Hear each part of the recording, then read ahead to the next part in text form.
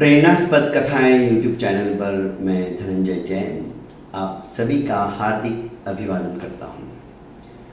छोटी सी कहानी डीजे की जुबानी। दोस्तों, सुनैना ने फ़ोन करके अपनी आप बीती बताई और कहा कि सर, आप अपने भावों के अंदर मेरी ये अभिव्यक्ति अपने शब्दों में जैसे भी देना चाहो दे दीजिए, क्योंकि इससे शायद मेरी जैसी कई महिलाएं हैं जो कि जॉब से या अपनी कंपनी से या अपने ऑफिस से थक कर इतनी ज़्यादा चूर हो जाती है, और यदि वही एक मशीन की तरह काम करती रही दिन भर, घर का भी बाहर का भी, तो शायद इसे हम परिवार की पूर्णता नहीं कह पाएंगे। परिवार की पूर्णता तो तब होती है जब परिवार में एक दूसरे को समझते हैं, एक दूसरे की भावना का कद्र करते हैं, एक दूसरे के काम में हाथ बटाते हैं। सुनते हैं सुनैना की बहुत ही दिल को छूने वाली स्टोरी। दोस्तों, सुनैना ऑफिस से जैसे ही घर पर आई और उसने आज ठान लिया था कि मैं कब तक ऐसे मशीन की तरह काम करती रहूंगी, देखते परिणाम क्या होता है। आते ही उसने नैनेश से कहा कि आज मैं बहुत थक गई हूं, सर चकरा रहा है, दर्द के मारे मैं बहुत ज़्यादा परेशान हो चुकी हूं, क्या तुम मेरे लिए एक कप चाय बना दोगे? जैसे ही उसके मुंह से सुनैना के सासू माँ ने ये बात सुनी, आग बबूला हो उठी और बड़बड़ करने लगी। उसकी बड़बड़ाहट को सुनकर नैनेश को गुस्सा आ गया और गुस्से में ही हॉल से बेडरूम की तरफ जाती हुई अपनी धर्मपत्नी सुनैना को उसने चिल्लाते हुए कहा, तुमने ऐसा कौन सा पहाड़ तोड़ लिया आज जो थक गई हो? और जो मन में आया सुनाने लग गया। सुनैना ने भी सोच लिया था कि आज चाहे कुछ हो जाए, चाय तो नैनेश ही बनाएगा, मैं नहीं बनाऊंगी। उसने कहा, नैनेश तुम चाय बना दो, थोड़ी स्फूर्ति मेरे अंदर आ जाएगी ताकि मैं खाने का प्रबंध कर सकूं। मैं सच कह रही हूं, आज मेरा सर फटा जा रहा है। और आराम से इस तरह से बोलकर अपने बेडरूम में जाकर लेट गई। नैनेश वापस आकर अपनी माँ के पास सोफे पर बैठ जाता है और माँ की बड़बड़ाहट सुनता रहता है। वो बहुत ज़्यादा क्या करूं क्या नहीं करूं संत्रस्त हो चुका था। इधर पढ़ूं तो खाई, उधर पढ़ूं तो कुआं, ऐसी हालत उसकी हो चुकी थी। इधर बेड पर लेटे लेटे सुनैना को अपनी बेटी की बहुत याद आ रही थी। उसकी बेटी उसे हमेशा कहती थी कि माँ, आप अपने आप को संभालो, कब तक आप अकेली इस तरह से भागती रहोगी, करती रहोगी? घर की रिस्पॉन्सिबिलिटी आपकी अकेले की नहीं है, सबकी है। पर सुनैना हमेशा हंसकर उसकी बात को टाल देती थी। आज उसकी बातों को याद कर कर के उसके आंखों से आंसू आ रहे थे। सुनैना ने एक अच्छा शब्द कहा मुझे कि सर, आंसू तो मैंने कह दिए, पर आंसू नहीं, दरअसल वो पानी था। मैंने कहा, क्या बोल रही हो? सुनैना बोली कि सर, आंसू जो होते हैं ना, यदि उसको कोई पोंछने वाला हो जाता है तो वे अनमोल हो जाते हैं। मेरे आंसू मैं कैसे क्या बोलूं, पानी थे, कोई पूछने वाला ही नहीं था, कोई उसको पोंछने वाला ही नहीं था, इसलिए मैं पानी कह रही हूं।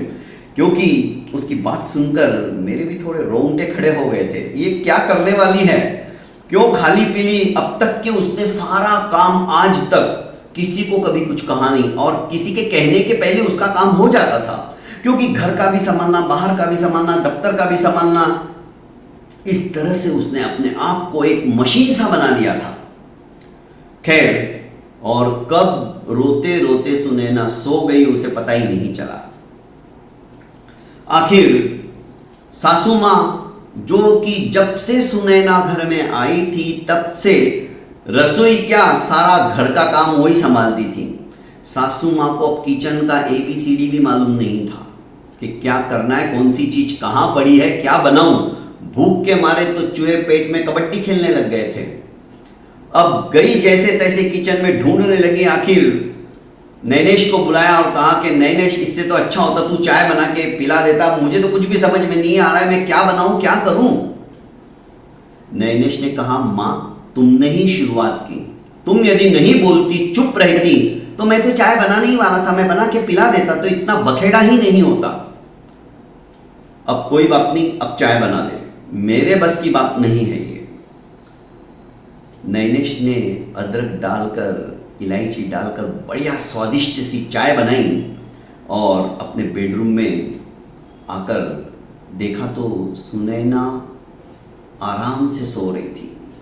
उसके निश्चल चेहरे को देखकर नैनेश के मन ही मन आया कि बस अभी इसे चूम लूं, और उसने प्यार से उसके सर पे हाथ फिराते हुए कहा कि सुनैना, आज सचमुच में तुम बहुत थक गई हो ना, तुम्हारा चेहरा भी बोल रहा है, उठो, मैं तुम्हारे लिए चाय बना के लाया हूं। हड़बड़ा कर सुनैना जब उठती और देखती कि पतिदेव चाय बना के लेकर आए हैं, तो सुनैना सब कुछ भूल गई और उसने एकदम मुंह से अस्पष्ट शब्दों में कहा कि थैंक्स नैनेश, सचमुच में आज मैं बहुत थक चुकी हूं। उसने उठाकर उसे बैठाया। मन तो कर रहा था सुनैना के कि अपने नैनेश को बाहों में भर लूं, पर अपने आप को रोककर उसने कहा कि आज तुमने मुझे समझा तो सही, क्योंकि मैं बहुत संत्रस्त और इतने प्रेशर था कंपनी में कि थक चुकी थी, बुरी तरह से सर फट रहा था। मैं जानता हूं, क्योंकि तुमने आज तक कभी भी किसी को कोई काम नहीं कहा, और मेरी बेटी भी मुझे कहती थी ना कि पापा अब माँ का ख्याल आप रखा करो, क्योंकि माँ कभी भी बोलती नहीं है, बस काम किए जाती है, पर आपका भी अपना उत्तरदायित्व है, आपका भी अपना कर्तव्य है। आज मुझे मेरी बेटी की बहुत याद आ रही है और सचमुच में उसकी बात सही है, मैंने बहुत देरी कर दी और मुझे माफ़ करना, मुझे उत्तेजित होकर, क्रोधाभिभूत होकर इस तरह से तुम्हें नहीं बोलना चाहिए था। सुनैना ने अपने पति का हाथ अपने हाथ में लेकर कहा कि नहीं जी, ऐसी कोई बात नहीं, और द्विगुणित उत्साह से वो उठ बैठी, फटाफट चाय पी और घर के काम में लग गई। दोस्तों, प्रत्येक व्यक्ति एक मशीन की तरह काम करता है। कोई ऑफिस में काम करता है, कोई घर का काम करता है, बच्चे हैं तो पढ़ाई का काम करते हैं, खेलने का, कूदने का, हर एक आदमी थक जाता है। पर आपने देखा होगा वो आटा चक्की मशीन वाला, दिन रात उसकी मशीन खड़खड़ खड़खड़ खड़खड़ की आवाज करती है, पर शाम के समय में वो थोड़ा सा ऑयल पानी डाल देता है ताकि दूसरे दिन मशीन और द्विगुणित काम करने के लिए तैयार रहे। बस यही बात हमारे जीवन के ऊपर है। हमारा भी यह शरीर रूपी मशीन है ना, दिन रात चलता है, दिन रात थकता है, पर घर के बड़े बुजुर्ग और परिवार के सदस्य यदि प्यार का थोड़ा सा ऑयल डाल देना, 2 शब्दों का, तो दोस्तों द्विगुणित उत्साह के साथ प्रत्येक व्यक्ति काम करने के लिए तत्पर हो जाता है और घर हमारा साक्षात स्वर्ग हो जाता है। बहुत बहुत धन्यवाद दोस्तों। प्रेरणास्पद कथा यूट्यूब चैनल को आपने लाइक, शेयर एवं सब्सक्राइब नहीं किया है तो कर लीजिए, और अपनी आप बीती, अपनी जुबानी, अपनी कहानी मुझे सुनाइए। मैं जरूर अपने भावों के अंदर उसको अपनी अभिव्यक्ति दूंगा, ताकि दूसरे को भी उससे कुछ ना कुछ प्रेरणा जरूर प्राप्त हो। बहुत बहुत धन्यवाद। प्रणाम।